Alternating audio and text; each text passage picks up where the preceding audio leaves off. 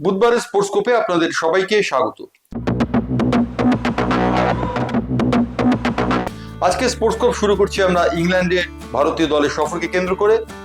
এই সফরের আগেই গৌতম গম্ভীর ভারতীয় দলের হেড কোচ, তিনি ইংল্যান্ডের কিউরেটর জানিয়ে দিয়েছেন তিনি ব্যালেন্স উইকেট চান এবং তিনি পরিষ্কার জানিয়েছেন যে ইংল্যান্ডের বিরুদ্ধে টেস্ট সিরিজ হবে সেই টেস্ট সিরিজে তিনি চান সুষম উইকেট। বোলাররা সাহায্য পাবেন এমন উইকেট তিনি চান না, ব্যাটাররা সাহায্য পাবেন এমন উইকেট তিনি চান না, তিনি চান ব্যালেন্স উইকেট।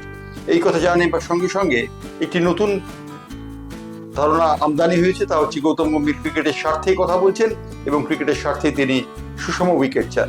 উল্লেখযোগ্য, ভারতীয় দলের খেলা হেডিংলেতে প্রথম টেস্টটি শুরু হবে 20 জুন তারিখে। শুভমন গিলের নেতৃত্বে ভারতীয় দল খেলবে। রোহিত শর্মা বিরাট কোহলি যুগের অবসানের পর এই প্রথম ভারতীয় টেস্ট দল খেলতে নামবে। সুতরাং এই ম্যাচের গুরুত্ব যে অপরিসীম তা বলে দেবার অপেক্ষা রাখে না। তৃতীয় যে খবরটিতে যাবো সেটি হচ্ছে আইপিএল সংক্রান্ত খবর। আইপিএলে এমন একজন খেলোয়াড়ের সন্ধান পাওয়া গেছে যিনি একটিও ম্যাচ না খেলেও, অর্থাৎ একটি ম্যাচে মাঠে না নেমেও তিনি দুবারের চ্যাম্পিয়ন হয়েছেন।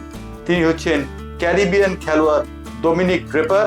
ডোমিনিক ড্রেকার প্রথমবার 2021 সালে চেন্নাই সুপার কিংসের হয়ে জেতেন আইপিএল এবং 2022 সালে তিনি গুজরাট টাইটান্স হয়ে জেতেন আইপিএল, যদিও তিনি আইপিএল এ এখনো পর্যন্ত ডেবিউ করেননি। তাকে বলা হচ্ছে আইপিএল এর সব থেকে লাকিয়েস্ট খেলোয়াড়। এই ডোমিনিক ড্রেকারকে আগামীবার নেবার জন্য যে দল ঝাঁপাবে তা বলে দেবার অপেক্ষা রাখে না। তার কারণ ডোমিনিক ড্রেপার হচ্ছেন লাকিয়েস্ট খেলোয়াড়, সৌভাগ্যের প্রতীক। তিনি যে দলে থাকেন সেই দলই চ্যাম্পিয়ন হয় এবং তিনি একটিও ম্যাচ না খেলে দুটি বিজয়ী দলের অংশীদার। এবারে আসি ঘরোয়া ক্রিকেটের খবরে। ঘরোয়া ক্রিকেট বলতে ইডেন উদ্যানের খবর। ইডেন উদ্যানে দক্ষিণ আফ্রিকার বিরুদ্ধে প্রথম টেস্ট ম্যাচটি শুরু হবে 14 নভেম্বর তারিখে।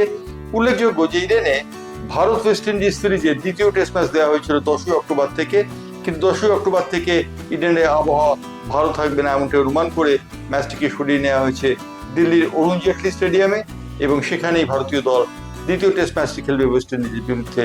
কিন্তু ভারতীয় দলের একটি লাভ হচ্ছে এক্ষেত্রে ইডেন উদ্যানের, সেটি হচ্ছে ইডেন উদ্যান দক্ষিণ আফ্রিকার প্রথম টেস্ট ম্যাচটি পাচ্ছে 14 নভেম্বর যে টেস্ট ম্যাচটি শুরু হবে।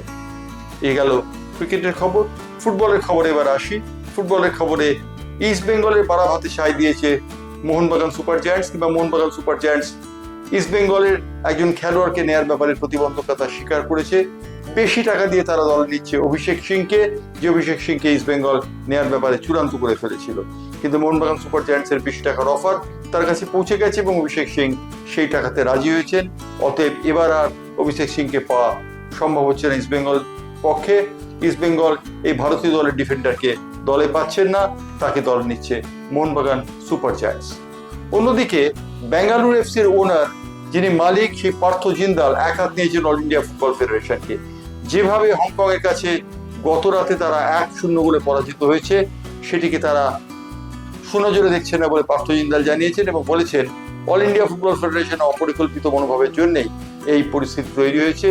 যে যে খেলোয়াড় দলে জায়গা পাওয়া ছিল সেই খেলোয়াড়রা দলে জায়গা পাননি, দলে জায়গা পেয়েছেন এমন কিছু খেলোয়াড় যারা যোগ্যতার নিচে অবস্থান করেন।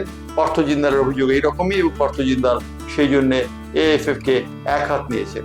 উল্লেখযোগ্য, গতকাল বিশাল কাইত একটি ফাউল করার ফলে পেনাল্টি পায় হংকং দল এবং সেই পেনাল্টিতে ইনজুরি টাইমে তারা গোল করে ম্যাচ জিতে নেয় 1-0 গোলে।